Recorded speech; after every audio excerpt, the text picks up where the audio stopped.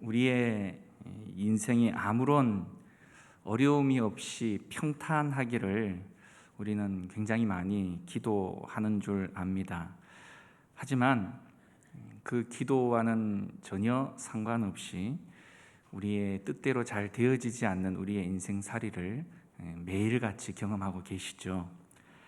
때로 감당할 수 없는 폭풍으로 인해서 두려움 가운데에 함몰되기까지도 합니다. 신앙생활도 별반 다를 바가 없는 것 같아요. 내가 감당할 수 없는 상황 속에서 우리의 믿음은 크건 작건 사정없이 흔들리게 되어진다라는 것이죠. 그런데 참 역설적이게도 이러한 어려움의 때에 비로소 우리는 그리스도를 향한 우리 믿음의 상태, 그리고 믿음의 본질, 그리고 믿음의 정도를 확인할 수 있는 기회가 되어지더라라는 것입니다. 오늘 저녁 우리가 살피는 본문은 이 갈릴리 바다에 갑자기 불어닥친 풍랑으로 인해서요, 이 죽음의 위기를 만난 예수님의 제자들이 주님의 이 기적을 통해 무사히 바다 건너편으로 항해를 마친 사건의 기록이죠. 오늘 본문은 단순히 예수님께서 배 안에서 주무시다가 불쌍한 제자들 때문에 일어나셔서 그들을 응급결에 기적을 통해서 살리신 우발적 그런 사건이라고 말하기에는 전혀 내용에 맞지 않는 부분이 있습니다. 사실상 오늘 이 모든 기적의 사건은 이미 우리 주님께서 미리 섭리하시고 계획하시는 것을 통해서 이 일을 통해 하나님의 뜻을 이루기 위한 주님의 분명한 목적과 의미가 포함되어져 있다라는 것이죠. 성경이 보여주는 기적은 사실상 열이면 열 모두가 우연한 사건이 아니다라는 것입니다. 처음부터 끝까지 철저하게 하나님께서 우리 인간을 향한 그분의 사랑이 얼마나 위대하고 또한 하나님의 능력이 얼마나 대단하신가를 바로 이 기적이라고 말하는 사건을 통해서 드러내신 것이다라는 것이죠. 또한 하나님의 하나님 되심을 바로 우리 무지한 인생들에게 계시하셔서 하나님께로 제발 좀 돌아와라, 그리고 나에게 영광을 돌려라 라고 말하는 하나님의 의도적인 표현이시다라는 것입니다. 그렇다면 오늘 본문에 나타난 이 기적을 통해서 주님께서는 당시의 제자들과 또한 현대를 살아가는 우리들에게 도대체 무엇을 가르치시기를 원하시는 것일까? 이 내용에 우리는 주목을 해 보아야 되겠죠. 사건의 전말은 이렇습니다. 제자들은 예수님과 함께 갈릴리 바다를 건너가고 있었죠. 예수님은 오늘 본문 기사 이전에도 하루 종일 아침부터 이스라엘 백성들에게 하나님의 말씀을 가르치셨고, 그래서 저녁이 다 되어 늦은 저녁이 되어졌을 때 이미 탈진한 상태여셔서 피곤해서 배에서 그만 잠이 드셨습니다. 그런데 갑자기 이 바람이 강하게 불어오면서 이 바다가 요동하기 시작했다라는 것이죠. 배가 요동하면서 분위기가 점점 이렇게 심상치 않게 돌아가는 듯 보였습니다. 갈릴리 호수에서 잔뼈가 굵었던 제자들은 이 갈릴리 호수에서 늘 일어나는 돌풍이 그다지 낯설지는 않았지만 그날의 돌풍은 좀 다른 날과는 다른 듯 매우 사나웠습니다. 큰 바람의 물살이 날아와서 배에 들어차기 시작을 했고, 연거푸 배 안에서 들어찬 물을 퍼내어 보았지만 역부족이었습니다. 이제 긴장한 마음에 제자들의 이 몸은 이 등골이 오싹해질 정도로 두려움에 휩싸이기 시작을 했죠. 제자들은 배 안에 가득한 물을 퍼내기 바빴는데 유독 한 사람만이 이 상황과는 전혀 관계없는, 그리고 딴 세상에 있는 사람처럼 보이는 이가 있었습니다. 거센 풍랑 속에 침몰의 위기에 있는 배 속에서 날마다 동고동락하는 사랑하는 제자들의 이 목숨이 경각에 달린 상황에 아랑곳하지 않고 주무시고 있는 이 주님의 모습을 여러분 한번 상상을 해보시길 바랍니다. 우리는 이 성경을 읽거나 또는 설교를 들을 때 이 제자들의 믿음 없음의 사건들을 접할 때마다 예수님의 마음이 얼마나 답답하고 얼마나 아프셨을까, 그리고 또 그런 제자들을 향해서 어떻게 그렇게도 믿음이 없을까라고 이 혀를 찰 때가 종종 있습니다.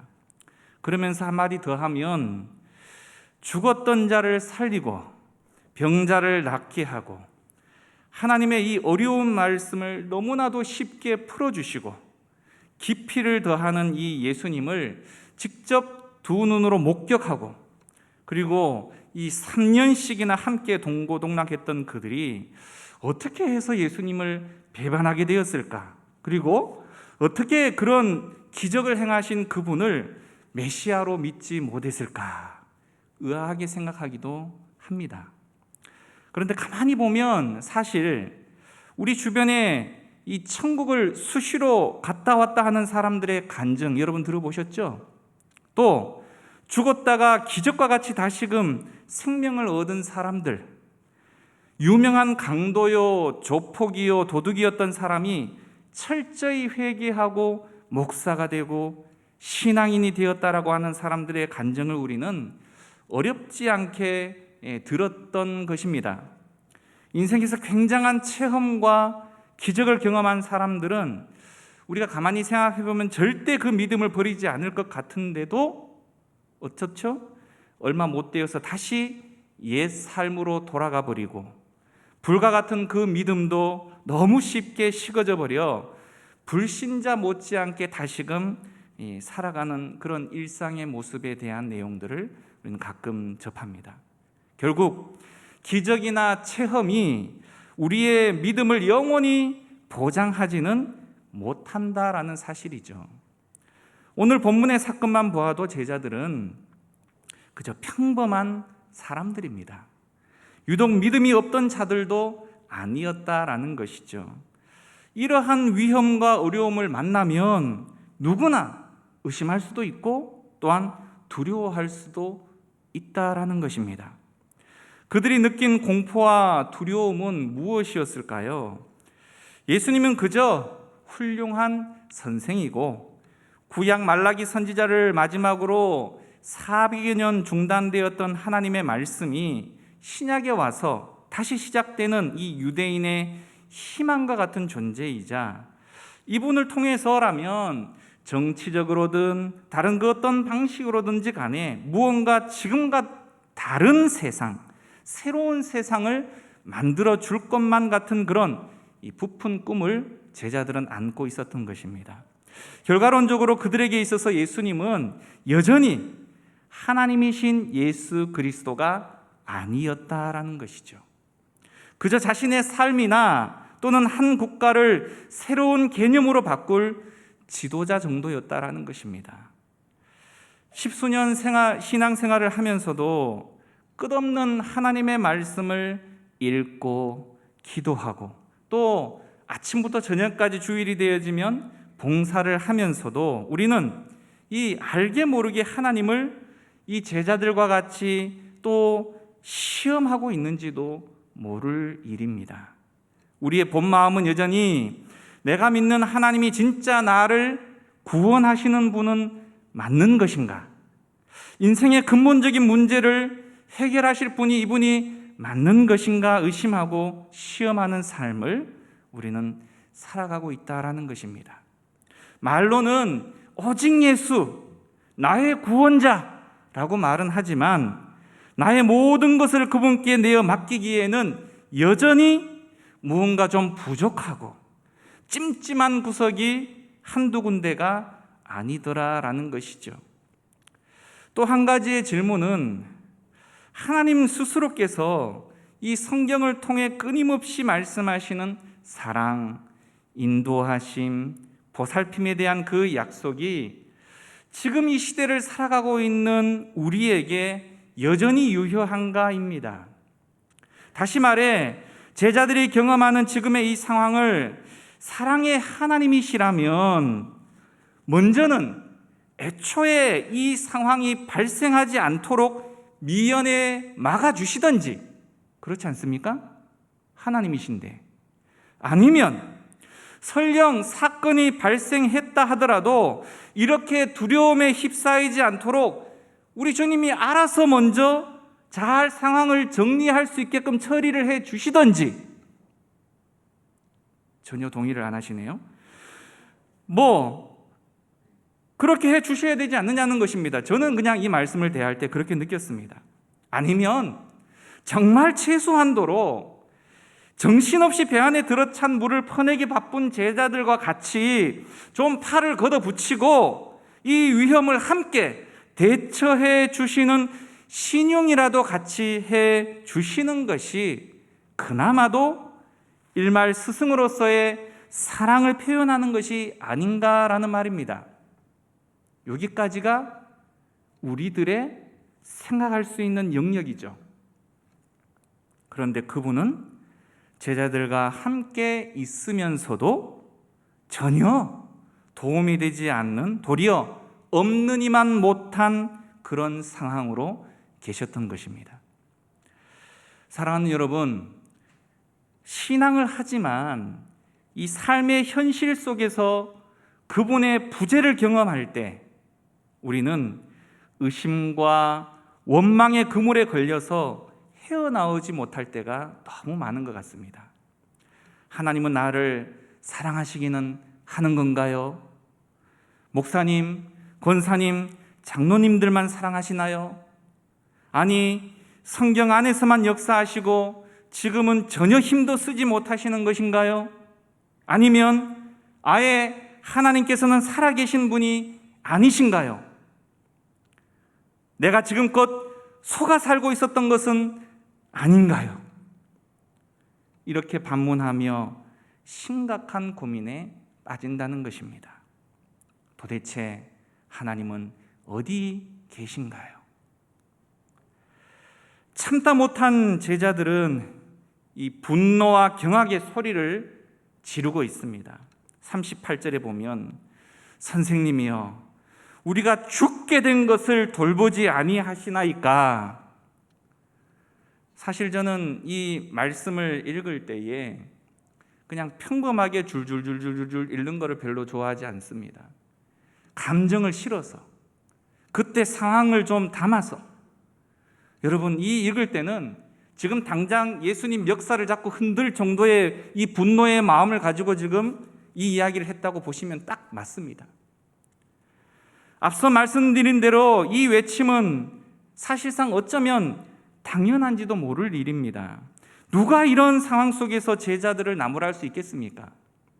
하지만 여러분, 앞서서도 말씀드렸지만 여전히 제자들에게 있어서 예수님은 하나님이신 메시아가 아니었습니다. 예수님에 대한 설익은 인식, 그리고 그들의 믿음은 세상과 환경에 대한 두려움과 걱정이 여전하고 수시로 왔다 갔다 하는 요동치는 모습이라는 거죠. 어찌 보면 지금 이 배 안에 들이치는 이 풍랑이 외형적인 풍랑이기 전에 이 제자들의 마음속에 믿음의 요동치는 마음을 대변한다라고 보면 딱 맞을지도 모르겠습니다. 그러다 보니 이 제자들에게 있어 예수님의 함께 하심은 결코 안전이라는 이 믿음을 가질 수가 없었던 것이죠. 그들에게는 오직 자신을 삼키려고 달려드는 풍랑은 잘 보이기는 했지만 그들을 진정한 평안으로 인도하는 완전한 안전이 되시는 주님은 그들에게 있어서 전혀 보이지 않았다는 것입니다.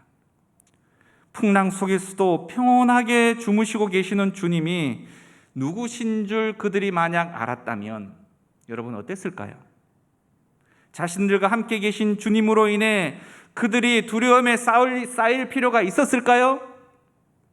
동분서주하면서 저들의 닥친 이 위험을 어떻게든 모면해 보려고 스스로가 그렇게 발버둥칠 필요가 있었을까요? 아우성을 치면서 하나님에 대해서, 예수님에 대해서 원망하며 달려들어 멱살을 잡고 흔들 정도의 그 흥분을 할 필요가 있었을까요?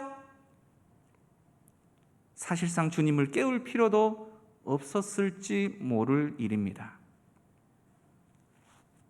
그들이 마구 소리쳐서 주님을 깨웠다라고 말하는 것은 결국 그들의 눈에 보이는 당장의 풍랑만 보였지 주님은 너무나 작고 무능하게 보였다라는 것입니다. 사랑하는 여러분, 우리도 그렇게 주님을 무능하게 대우하고 있지는 않습니까?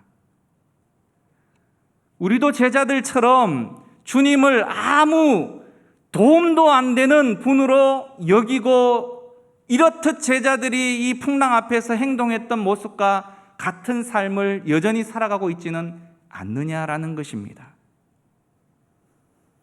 그들은 아직 주님을 몰랐고 그러기에 그분의 능력도 알지 못했습니다. 예수님은 구원자이십니다. 예수님은 전능자이십니다. 어떻게 구원자와 전능자를 태우고 가면서 이들이 두려움에 휩싸여서 떨고 있을 수 있느냐라는 것입니다. 이 말에 동의하십니까? 우리 주님이 우리와 함께 하신다라는 사실을 여러분 믿습니까? 왜 두려워하십니까? 왜 걱정하십니까? 그날의 강풍은 다만 제자들의 인생사에 있어서 그들이 실제로 얼마나 주님을 의지하고 메어 달리는가를 달아보는 사실상 영적인 저울과도 같습니다. 과연 주님은 어떠하신 분인가를 알게 하기 위한 주님의 시청각 자료였다라는 것입니다. 오늘도 주님은 우리들을 이러한 광풍을 통하여서 그 믿음을 달아보고 계신 줄 압니다. 풍랑은 그동안 우리가 배우고 깨달은 말씀을 지금 이 시간 나의 삶에 얼마나 잘 적용하는가를 달아보는 저울이라는 것입니다. 광풍은 우리의 얄팍한 신앙의 이 연약함을 노출시키는 수술용 메스와도 같다라는 것이죠. 요동하는 배 안에서 우리의 이 쥐꼬리만한 믿음이 얼마나 부끄러운가를 바로 여실없이 드러내고 있다는 것입니다. 많은 사람들이 예수 믿는 것이 곧 고난에서 제외되는 것이다라는 이 잘못된 생각을 가지고 있는 분들이 상당수 있는 줄 압니다. 예수를 믿으면 고난은 사라지고 만사 형통이라는 것이죠. 여러분에게 묻습니다. 예수를 믿으면 누구나 다 어렵고 슬픈 일이 감쪽같이 사라지고 늘 행복만 가득하다라고 생각하십니까? 예수를 믿으면 무조건 다 건강해지고 물질적인 풍요를 누리고 근심 걱정이 다 사라진다라고 생각을 하십니까? 안타깝게도 슬픔의 그림자는 여전하고 어려움은 이전보다 더할 수도 있습니다. 예수 믿는다는 것이 곧 우리 인생이 우리가 원하는 대로 다 이루어진다라는 그런 보장이 아니다라는 말씀입니다. 아니, 인생사가 다 잘 먹고 잘 살라고 하는 일인데 예수 믿어도 부자 안 되고 예수 믿어도 성공 못하고 예수 믿어도 여전한 어려움 가운데 있다면 그 예수 뭐 하려고 믿노? 여러분, 세상 사람들로부터 이런 이야기 많이 듣지 않습니까? 하지만 믿음, 우리가 말하는 신앙이라고 하는 것은 그저 눈에 보이는 제한적이고 현실에서만 통용되는 차원에서의 그치는 수준에 머무는 것, 그런 것이 아니라는 것이죠. 한 차원 더 높은 수준의 내용을 다룬다는 것입니다. 우리들의 믿음의 주체는 바로 우리 인간이 아니라 하나님이라는 것입니다. 다시 말해 우리를 위해 하나님이 계신 것이 아니라 하나님의 특별하신 뜻 안에 우리가 있다는 사실이죠. 우리는 너무 우리하고 하나님과의 관계를 그냥 끌어다가 맞추려고 해요. 그 하나님은 이 땅의 모든 환경, 자연 환경까지 동원하셔서 자신의 뜻과 계획을 이루어 가십니다. 그분의 뜻 가운데 우리 각자의 인생은 그분의 섭리 중에 굉장히 중요한 역할을 감당하게 하시는데, 하나님의 기뻐하심을 함께 동참할 수 있게 하는 그 특권을 우리에게 허락하신다는 것입니다. 그러한 이들을 위해 하나님은 우리를 훈련시키시고 준비시키시는데, 그 과정이 때로는 고난이라고 말하는 도구일 때가 있다는 것입니다.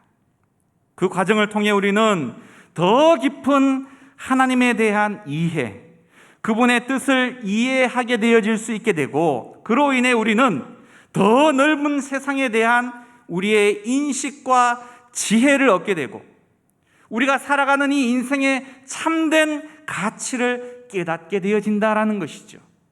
결국 주님을 모신 제자들의 배에도 무서운 풍랑이 밀어 닥쳤듯이 주님과 동행하는 우리 믿음의 사람들에게도 고난의 폭풍이 불현듯이 밀어닥칠 수 있다는 사실입니다.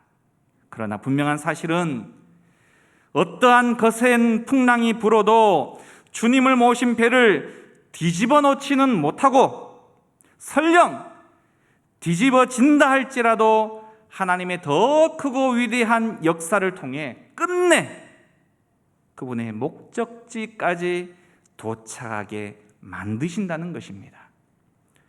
고난을 당하는 그 자체는 결코 반가운 일이 아니죠. 그럼에도 불구하고 하나님께서는 이 믿음으로 살아가는 성도들에게 도대체 이 고난을 허용하시는 이유가 뭘까요? 특히 하나님을 의지하고 사는 성도들에게 이 때 아닌 폭풍이 불어와서 인생의 그 수많은 수고를 하루아침에 산산조각을 내놓고 잿더미로 만들어 놓는 이런 엄청난 사실 앞에 우리는 어떻게 이해하고 수용해야 할까요? 어찌 하나님의 사랑, 경건하고 순전하고 정직하고 하나님을 신실하게 섬겼던 욥, 다 잘 아시잖아요. 그와 같은 자에게 청천벽력 같은 사건을 도대체 하나님은 왜 허락하셨을까요? 우리는 우리의 모든 인생사가 인간의 말과 지혜로 이해시키고 설명할 수 없는 영역이 얼마든지 있고, 또한 그런 부분을 우리 하나님의 주권 가운데 있음을 우리는 시인하지 않고는 해답을 얻을 수가 없습니다.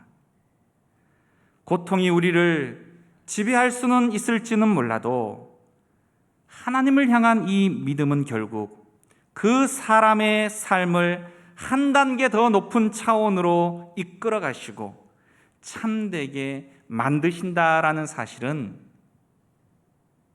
믿어본 사람만이 아는 것입니다. 병들었던 사람을 치유하는 기적을 통해서 우리 예수님께서는 우리의 생명의 주인이 되어주신다라는 것을 알려주시죠. 파도를 잔잔케 하신 기적을 통해서 예수님께서는 이 모든 자연 만물, 우주 만물까지 통치하신다라는 사실을 우리에게 알려주십니다.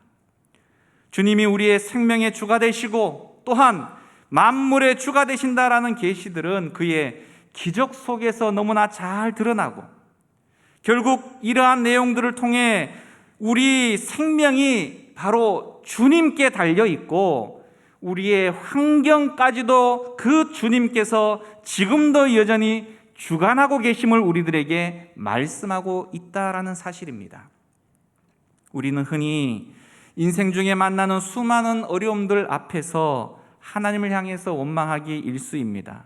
왜 나에게 이런 일이, 왜 기도해도 지금 당장 이 문제를 해결해 주시지 않는가, 언제까지 묶어 두실라는가.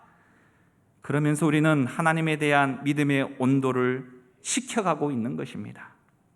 하지만 그 풍랑 속에서 주무셔서 전혀 제자들을 돌아보지 않으시고 도움이 되지 못할 것처럼 보이시지만 주님은 자연을 다스리시는 분이시고 그들을 아끼고 사랑하시는 분이심을 우리는 잊지 말아야 합니다. 오늘 4장 39절 말씀에 예수께서 깨어 바람을 꾸짖으시며 바다더러 이르시되 잠잠하라 고요하라 하시니 바람이 그치고 아주 잔잔하여지더라 라고 말씀합니다. 사랑하는 여러분, 성난 파도를 고요케 하시는 주님의 능력에 우리의 삶을 좀 온전히 맡겨보시지 않으시겠습니까? 야고보서 5장 13절 말씀에 너희 중에 고난당하는 자가 있느냐? 그는 기도할 것이요. 고난을 주관하시는 하나님께 우리는 기도로 나아갈 수 있다라는 것입니다. 주님의 이름은 우리를 대신해서 역사하는 그 능력의 근원이 되기 때문입니다. 우리가 바로 예수님의 이름으로 기도하고 예수의 이름으로 산다라고 말하는 것은 불가능한 장벽, 공경, 풍랑이 있는 바다와 같은 고난의 인생을 바로 주님의 능력으로 이기고 당당하게 맞설 수 있는 그 용기, 그 담력을 바로 우리가 얻게 되어지는 것이다라는 것이죠. 우리가 흔히 믿음이라고 이야기하고 이 믿음이라고 수없이 우리 입술로 되뇌이고 있는 이것은 그저 추상적인 이 뜬구름 잡는 무언가를 생각하는 경우가 얼마나 많이 있습니까? 믿음이 무엇입니까? 당신의 믿음은 무엇입니까? 라고 물었을 때 갑자기 당황해서 아무 말을 하지 못하는 경우들이 얼마나 많습니까? 믿음 말은 하지만 믿음을 표현해낼 수 있는 것이 우리 안에 무엇이 있느냐라는 것입니다. 하지만 성경은 분명히 말합니다. 히브리서 12장 1절과 2절에 믿음은 바라는 것들의 실상이요 보이지 않는 것들의 증거니 선진들이 이로써 증거를 얻었느니라. 다시 말해 믿음은 우리의 삶을 통해 드러나는 것입니다. 그 증거는 성경의 수많은 믿음의 사람들의 삶에 온전히 드러나 있다라는 것이죠.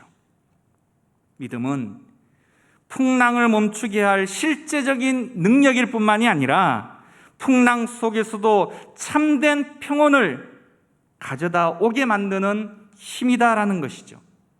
따라서 믿음은 풍랑 가운데에서도 그 누구보다도 가장 은혜를 충만하게 경험하게 만들 수 있고 그 누구보다도 그 풍랑 가운데에서도 당당함을 지켜낼 수 있게 만들고 그 풍랑 가운데에서도 여전히 감사와 찬송을 부르게 만드는 그런 힘이자 하나님의 선물이라는 것입니다. 우리 주변에는 참으로 여러 가지 우리가 보기에도 참 딱한 사정의 분들을 가끔 만날 때가 있습니다. 그러면 아유 어떡하나 우리 스스로가 마음이 힘들어요. 어떻게 하면 뭘 좀 도와드릴 수 있을까? 내가 마음이 막 그렇게 무거운데 그분은 그 상황 가운데에서도 여전히 자족하며 감사하며 하나님 앞에 찬송하는 일들을 보게 되어질 때 우리가 얼마나 부끄럽게 느껴지는지 모르는 일입니다. 사랑하는 여러분, 없다고 슬픈 것이 아니죠. 아프다고 괴로운 것이 아니죠. 죽는다고 끝이 아니라는 것입니다. 우리에게는 더 큰 영역의 삶의 모습이 우리들 가운데 있기 때문인 것입니다. 죽음이 우리를 엄습한다 할지라도 죽음 너머의 세계를 우리는 살 수 있는 사람들이지 않습니까? 결국 우리는 고난 앞에서 하나님 앞에 간절히 기도해야 합니다. 그 간절한 기도는 우리의 그 연약한 믿음을 다시금 견고하게 만들어가고 또한 하나님의 역사를, 능력을 드러내게 만드는 통로가 되어진다라는 사실이죠. 오늘 본문을 보면 그 사실을 더욱 명확히 알 수 있습니다. 말씀으로 풍랑을 잠잠케 하신 예수님께서 제자들을 향해서 40절에 말씀하십니다. 어찌하여 이렇게 무서워하느냐? 너희가 어찌 믿음이 없느냐? 배가 뒤집혀 죽을 것 같은 가운데에 두려움을 느끼는 것이 어찌 보면 당연할 텐데 예수님은 그것이 뭐가 없어서요? 믿음이 없어서 무서워하는 것으로 말씀하고 계신 것입니다. 사실 갈릴리 호수에 일어나 풍랑보다 더 심하게 바로 요동하는 것은 말씀드렸던 것처럼 이 제자들의 믿음이었습니다. 그동안 예수님을 자신의 스승으로 그리고 구세주로 믿고서 따라다닌다라고 했지만 정작 풍랑의 그 위협 속에서 그들의 믿음이 여실히 드러나게 되어진 것입니다. 제자들의 마지막 말을 보면 그 사실이 고스란히 드러나게 되죠. 41절에 뭐라고 이야기합니까? 그들이 심히 두려워하여 이 모든 상황을 목격하고 난 이후에 서로 말하되 그가 누구이기에 바람과 바다도 순종하는가 하였더라. 이게 무슨 말입니까 도대체? 그동안 누구를 따라다녔습니까? 왜 따라다녔습니까? 그런데 지금 이들이 하고 있는 말이 무슨 말입니까? 여러분, 어떤 분들은 기도하고 기적을 맛보고는 감사합니다라고 말하기 전에 어떻게 이런 일이 일어났지? 본인이 기도하고 나고서는 이런 일들을 얼마나 자주 경험합니까? 기도하고서도 믿지 않는 거예요. 본인의 입으로 기도했는데도 불구하고. 이들이 누구를 쫓았습니까? 지금까지의 믿음은 누구를 위한 믿음이었습니까? 우리는 이들과 같지 않습니까? 유대인들에게 있어서 바다와 바람을 다스릴 수 있는 유일한 분은 사실상 창조주 하나님 한 분밖에 없었습니다. 그런데 예수님의 모습 속에서 그들은 하나님에게서나 기대할 수 있는 그 모습을 보았기 때문에 너무나도 놀랐던 것입니다. 이게 뭐지? 저와 여러분들이 예수님을 믿는 믿음은 이 찬잔한 바다 가운데 있을 때는 다 좋은 것 같습니다. 뭐 교양적으로, 문화적으로, 내 이웃집이 가니까, 내 친구 가니까. 하지만 정말 어려움을 만나게 되면 바로 그때 내가 정말 예수님을 나의 구원자로 믿고 살아가는지 그 믿음의 정도가 드러나게 된다는 것입니다. 결국 고난은 성도의 진정한 믿음을 판가름하게 만드는 실제적인 현장이라는 것이죠. 믿음을 실질적으로 적용할 수 있는 기회가 되어진다는 것입니다. 그리고 신앙이라고 말했던 헌신의 동기와 그 비중의 진정성을 달아볼 수 있는 영적인 저울이 되는 것입니다. 사실상 오늘 본문을 읽기 전의 내용들로 말씀을 돌아가 보면 그들은 낮에 갈릴리 바닷가에서 비유로 말씀하시는 주님의 여러 가지 교훈을 들었습니다. 특히 예수님의 씨 뿌리는 비유의 해석까지도 별도로 듣는 특권까지 누렸던 제자들입니다. 굳이 제가 씨 뿌리는 비유에 대해서 설명하지 않습니다. 사실상 그들은 이 믿음의 위대함과 중요성과 효능성을 다 누구보다도 정확하게 들었던 사람들이었습니다. 그런데 오늘 본문 말씀은 바로 어디서부터 시작합니까? 그날 저물 때에. 하루가 지난 것도 아니에요. 바로 그날 저물 때에 몇 시간이 지났을 뿐이라는 것입니다.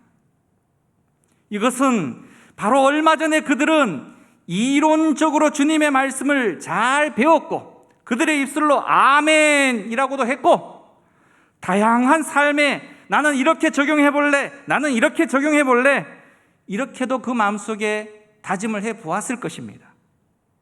그들은 지적으로 이 진리의 말씀에 충분히 동감도 하고 은혜도 받았을 것입니다.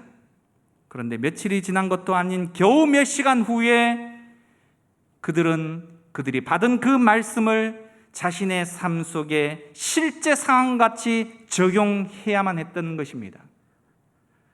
세상 사람들이 그리스도인을 향해서 아주 기분 나쁘게 하는 말이 있는데 그 말 가운데에는 저도 굉장히 싫어하는 말입니다만 말만 잘하는 사람들이라는 호칭이 있습니다.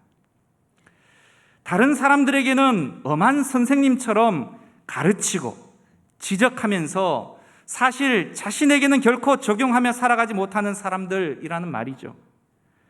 간혹 교회 안에서조차도 어려움을 당한 사람들에게는 쉽게 내뱉는 말 중에 에휴, 믿음으로 좀 이겨야지, 이렇게 호통을 치는 분들 가운데에는 막상 이 자신이 어려움을 당할 때 허둥대는 그런 경우들이 종종 있더라라는 것입니다.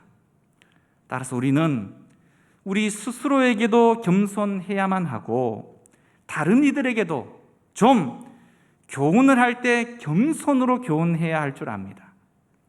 그리고 우리의 말이 앞서기 전에 항상 나의 행동과 삶은 현재 뒤처져 있지는 않은지를 돌아볼 수 있어야 합니다.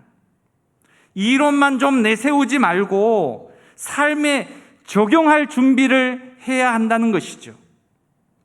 결국 참된 믿음이라고 말하는 것은 삶으로 드러날 때야 비로소 믿음이라고 이야기할 수 있을 것입니다. 그런 측면에서 예수님께서는 정말 훌륭한 교사이셨던 것 같습니다. 낮에 가르치시고 밤에 직접 그들이 경험하게 하시는 바로 이론과 실제를 병행해서 제자들을 가르치고 있으셨다라는 것이죠.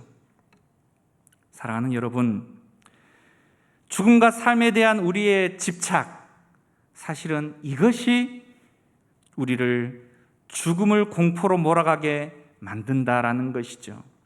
사단은 언제나 이 죽음을 무기로 믿는 자나 믿지 않는 자를 위협합니다. 제자들도 마찬가지로 그 폭풍우 때문에 그 죽음 앞에 이를까봐 흔들렸던 것입니다. 예수님의 죽음을 목격하고 실망했고 자신들도 잡혀 죽을지 모른다라는 공포에 두려움에 떨었고 지금 이 순간 주님과 함께 있으면서도 풍랑의 위협 앞에 죽을까봐 두려워했던 것입니다. 사도 바울은 로마서 14장 8절에 우리가 살아도 주를 위하여 살고 죽어도 주를 위하여 죽나니 그러므로 사나 죽으나 우리가 주의 것이로다 라고 고백했습니다. 예수님을 믿는 사람에게는 사실상 살고 죽는 것이 문제가 아니라는 것이죠. 사는 것도 주를 위해 살고 죽을 때도 주를 위해서 죽을 수 있는 것이 믿음의 사람에게 있어서의 진정한 모습이다라는 것입니다. 그리고 성령님께서 이러한 믿음으로 성장할 수 있도록 연약한 우리를 평생의 삶을 통해서 특별히 고난이라고 말하는 이 과정을 통해서 지금도 이끌고 가신다라는 사실입니다.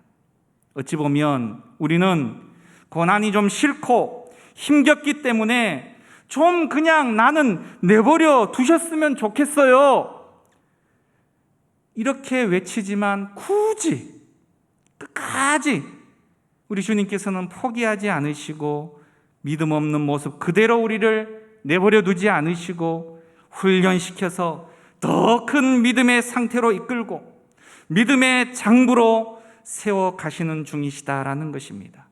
이것이 바로 하나님의 사랑의 방법이시다라는 것이죠. 저와 여러분들에게 닥치는 풍랑의 시간들은 그래서 우리를 망하게 하려 하는 것이 아니라 도리어 우리의 믿음의 상태를 확인하고 더 굳건한 믿음으로 나아가기를 원하시는 하나님이 주시는 특별한 시간이다라는 것입니다. 그 고난의 시간 속에서 하나님께서는 우리가 믿음으로 담대하게 나아갈 수 있도록 끊임없이 돕고 계신 중에 있습니다. 우리가 입에 담고 있는 이 믿음이 더 이상 이상적인 어떠한 단어가 아니라 우리의 삶에 적용되고 표현되어 드러나는 증거가 되는 삶을 살아낼 수 있도록 하나님께서는 지금도 우리를 만져가고 계신다라는 것이죠.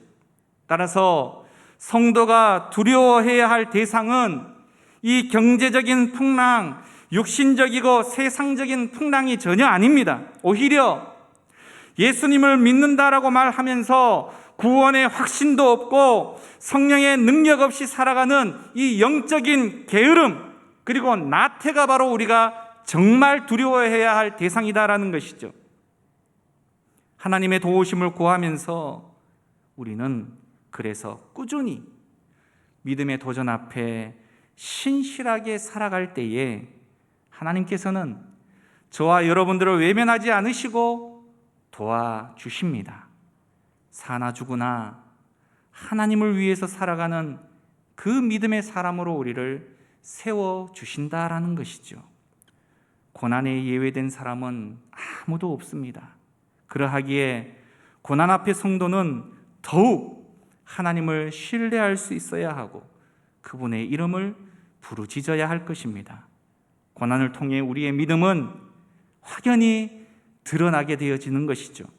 그 때를 준비하면서 우리는 매일같이 주의 말씀을 또한 기도를 그 모든 삶이 나의 체질이 되어질 수 있도록 무장하는 삶을 살아갈 때 비로소 우리는 어떠한 형편, 어떠한 상황 가운데에서도 하나님을 외면하는 일이 없게 되어질 것입니다.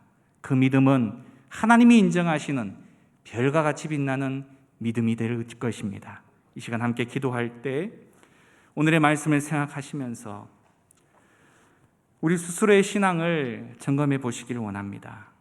예수님은 제자들을 향해 꾸짖으시듯 우리를 향해서 너희들은 언제까지 나를 믿지 못하겠냐? 라고 물으실 수도 있으십니다. 수없이 말씀을 듣고 신앙의 연료는 쌓이지만 여전히 우리는 주님을 우리 인생의 유일한 소망으로 능력과 힘으로 믿지 못하고 죽음이라는 공포 앞에 휘둘리고 있지는 않느냐라는 것이죠. 우리의 모든 두려움보다 더 위에 계신 분, 하나님을 진정으로 두려워할 수 있는 그 경외감, 온전히 하나님 되심을 믿을 수 있는 그 믿음, 말하는 믿음이 삶 속에서 드러나는 증거가 되어질 수 있도록 하나님 우리를 도와주옵소서, 변화시켜 주옵소서. 이 시간 함께 기도하도록 하겠습니다.